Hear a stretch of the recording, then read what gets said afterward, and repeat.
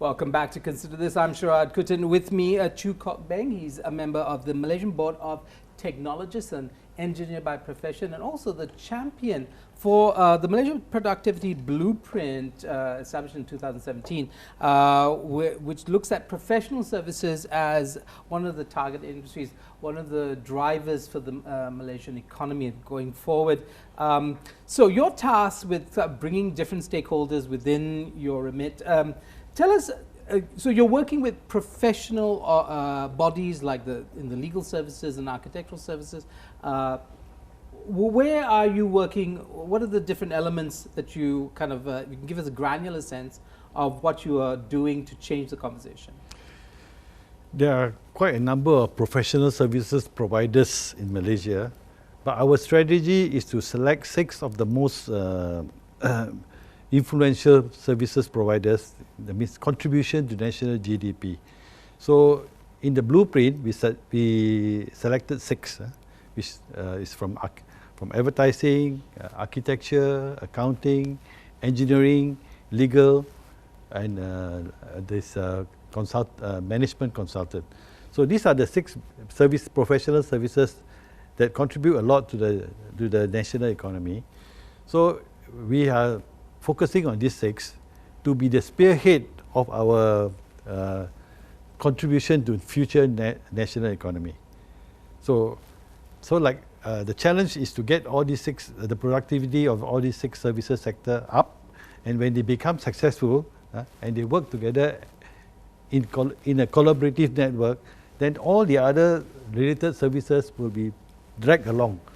It's just like when you go and drag a net to catch fish, you know. You must focus on these 6. I think that's the correct way to go under the professional blueprint. Right. I mean, some people might even be surprised by the inclusion of advertising, but recently as I was Googling the question of brain drain, just the sheer number of Malaysians in the advertising industry who are now working abroad. I mean, we have lost some 20 or 30, some of the top names in advertising in many countries, including neighboring countries like Indonesia. Big firms led by Malaysians in creatives and so on. So we clearly don't lack talent. I think that seems to be there in these industries. What are the specific challenges? If you could highlight 1 or 2 specific challenges where there is a lack or a deficit. I think the very important aspect in professional services will be in the workforce. You need to produce a lot of talented workforce for the different professional services that we require. So at the current moment, I think we are doing it quite well. For example, our emphasis on the TVET program to produce education. To produce a workforce for Industry 4.0. These are people who are very talented in technical areas. They may not be very academically talented, but with a limited lower level of academic excellence and with a lot of skills, practical skills that they have, they will be very useful for the Industry 4.0 that we are facing at the present moment. Right. So that's one area. So workforce in this area, I think we are doing very well because we have a focus on TVET, and we are producing about 130,000 diploma holders from the TVET program, skilled in different areas to support the direction that we are going into. Okay, I want to ask you about this. This is a big debate that often happens around the question of language and education, right? And we talked about Malaysians going abroad, Malaysians learning, coming back, Malaysians learning from others who come here. Is the question of the language of our education, especially in terms of professional services, is there a problem there? I mean, is our ambivalence towards promoting English, for instance, our ambivalence about Mandarin, which is now becoming another global language, Hindi in India, another big market, Bahasa Indonesia, of course, is very like Bahasa Malaysia, but very different in many ways. How do you see that? I mean, what is the language that professionals conduct themselves in Malaysia? Is it the national language or is it English?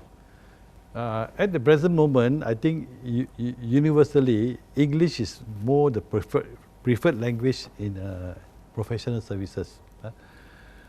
But here I see this is another area that Malaysia is very strong in, you know. Not forgetting that we also quite good in Mandarin, Chinese. And we have enough people who can talk very well in Hindi.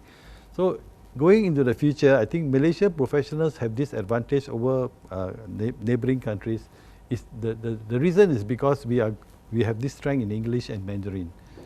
So with China becoming almost becoming the world economic power, the opportunities are great for us because they have a problem speaking English. So Malaysians can speak English and Chinese quite well. So I think that's a plus point for us. So we have a bridging kind of quality about our education. Last point, we have about a minute left. What would you like us to be mindful of when we think about this push for productivity within the professional services? What should we be focused on? What is the most important thing? In professional service, it's very people-centric. So we should continue to focus on making our people more competent, giving them the right education, the right training, the right ethical values, universal values, and motivate them to not be happy only in Malaysia. They must get out of Malaysia. Malaysia is a very comfortable country, so many of the professionals don't like to leave the country. You know, they feel very comfortable here. So this is if you can motivate them to want to go out, to venture further, it will definitely will contribute a lot to our national economy. Right, so get out of our comfort zones. Getting out of the comfort zone. Wonderful. Thank you so much, Mr. Choo.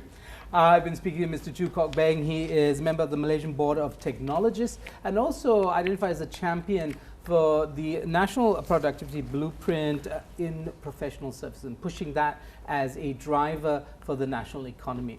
That's the end of our discussion for productivity. Tonight we'll be back with more. Stay tuned to consider this only on Astro AWANI.